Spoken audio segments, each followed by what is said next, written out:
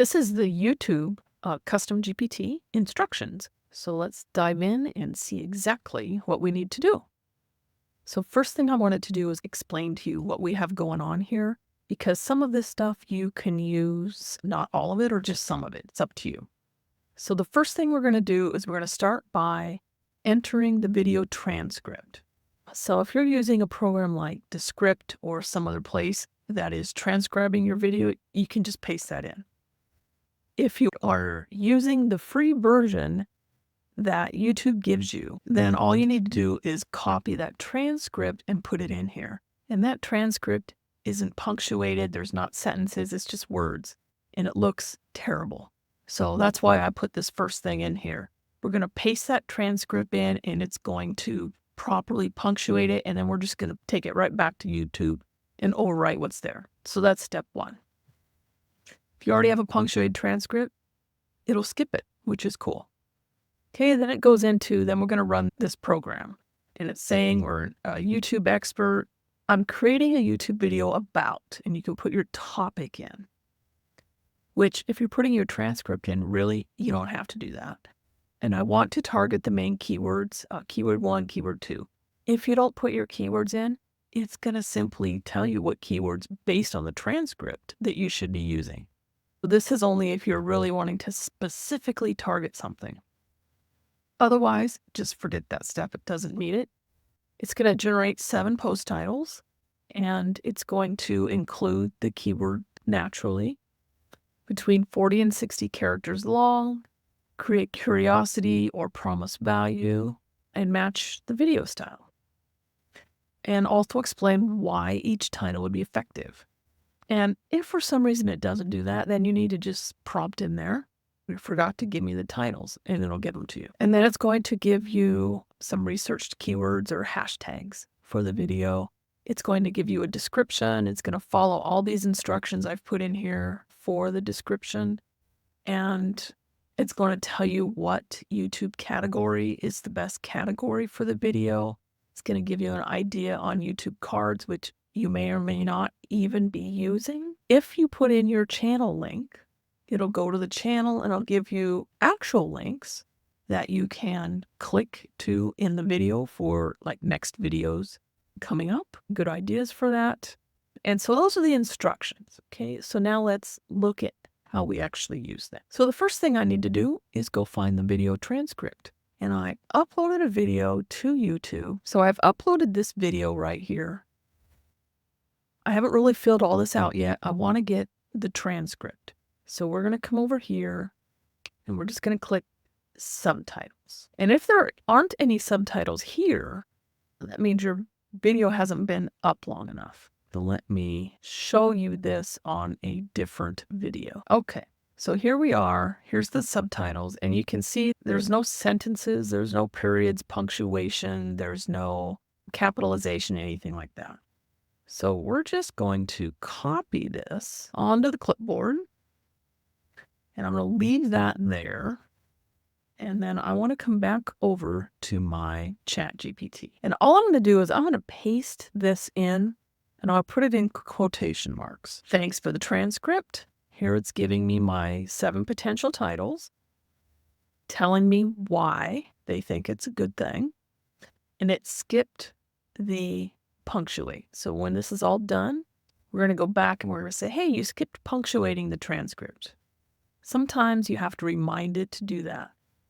Here's some keywords that we can use, giving us a video description. These chapters that it comes with, never use. The timing's always wrong on them. I put that in there to remind you if you have access to a tool that's giving you those time stamps, that to replace them with the real ones. And I'll show you where I get those in just a minute. Okay, so I'm just going to put in here, please punctuate the transcript. And the reason I do this is because if someone's using closed captions, I want them to actually see sentences, not just a bunch of words thrown together. It just makes it easier to read. And then I'm just going to copy these and I'm going to paste over the ones that are in there and hit save. And then I just take out the paragraph breaks because they're not needed in this. There we go. And click done. So now that's saved the transcript. So now we're going to come back over here, and you can see I've already done this one, so I'm just going to walk you through it. Okay, so let's come back up to the top.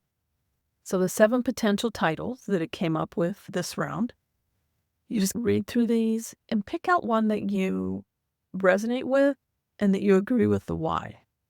And you just simply copy that and paste it into your title area for YouTube. Now, what you don't want to do is repeat whatever is on your thumbnail, or you don't want to have on your thumbnail this title, because when the video is not being watched, the title displays, and there's no point in having the same thing on the thumbnail. So pick out a title that you like.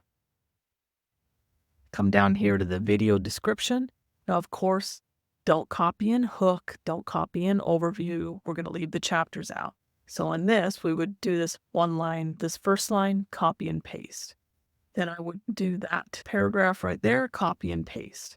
Detailed description, again, I'm going to leave that off. Just put in here, down to here, copy and paste. And then what I use is Descript. And in Descript, it gives me the actual timings of the video as part of that program. So I would then go to Descript, copy the actual timings, and put them here. And replace these. Again, these are 100% wrong. The time doesn't even usually match up with how long the video is. Make sure you don't use these. And they are chapters. You can leave that there if you want. And what this does is it creates the little lines down in your timeline at the specific sections or minutes and seconds of the video. And when you hover over those, if you've ever noticed, a string of words pop up. That's these words. So you want these words to try to use your keywords, because this actually helps you get ranked or get the video ranked in Google's search results. This is actually a super important SEO piece of the description. If you want to put in a call to action, go ahead and do that. Again, don't copy CTA, just put the call to action in there.